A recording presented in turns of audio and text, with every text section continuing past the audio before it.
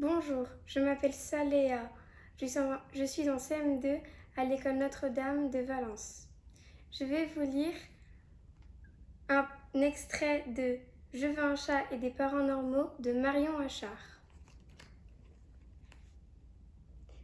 C'est l'histoire de Tallulah. Elle est en CM1. Elle a sauté une classe. Ses parents sont artistes de cirque. Elle a un frère, Lucas, qui a 2 ans de plus qu'elle. Et elle écrit son journal intime. Elle voudrait avoir un chat, mais elle ne peut pas, car son père est allergique aux chats. Un jour, dans une brocante, on lui donne un chaton. Et c'est sa copine Adèle qui le garde chez elle. Il s'appelle « Je vais avoir de gros problèmes ». Pour être sûr que son père est vraiment allergique aux chats, Tallulah a une idée un peu spéciale que vous allez découvrir.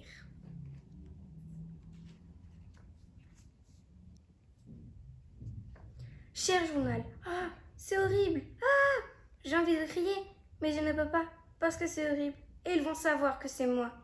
J'ai fait un truc affreux. J'ai fait le truc le plus affreux de toute ma vie. Mais je ne savais pas. Avec Adèle, on a passé toute la matinée à brosser les poils de je vais avoir de gros problèmes. À la fin, il y avait plein de petits poils tout blancs sur la brosse et je les ai mis dans un mouchoir en papier pour les ramener à la maison. Je me suis dit que comme ça, je verrais bien si papa est vraiment allergique aux chats.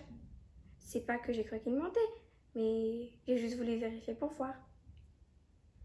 À la maison, j'ai pris tous les poils du mouchoir et je les ai étalés sur le coussin de papa, bien cachés sous la tête d'oreille. Papa et maman sont allés se coucher et rien. Alors je me suis dit cool. Et puis au milieu de la nuit, papa a éternué. Et puis après il a toussé et il a fini par dire à maman « J'ai du mal à respirer ». Avec Lucas, on s'est levé et on est venu le regarder dans la chambre. Et il faisait chaque fois qu'il respirait et quand il a regardé ses bras, puis ses jambes, puis son ventre, il avait des plaques rouges, mais surtout des grandes cloques translucides qui grossissaient. Et du coup, maman a appelé les pompiers. Je ne leur ai pas dit, mais j'ai bien vu qu'il en avait aussi plein le dos. C'est horrible, j'ai failli tuer mon père.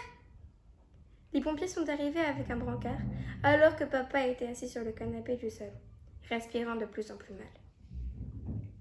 Les pompiers n'avaient pas de casque ni rien, mais ils ont quand même emmené papa à toute vitesse. Maman s'est mise à pleurer, et Lucas aussi, je crois. Maman est montée dans l'ambulance et nous a plantés là, en nous disant d'être grands, d'être sages, et qu'elle appellerait pour donner des nouvelles. Petite note dans la nuit. Je ne sais pas si j'écris aujourd'hui ou demain, c'est la nuit, et maman a téléphoné pour dire que papa va rester en observation et qu'on peut se rassurer. Je vais aller enlever tous les draps et les têtes d'oreiller et faire une lessive. Vite. Lundi 28 décembre. Cher journal, maman est venue nous chercher et avec Lucas, on est allé voir papa.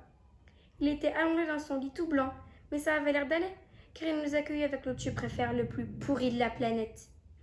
Tu préfères dormir toute une nuit dans un bain d'huile d'olive ou manger une araignée vivante? C'est sûr, il guérit.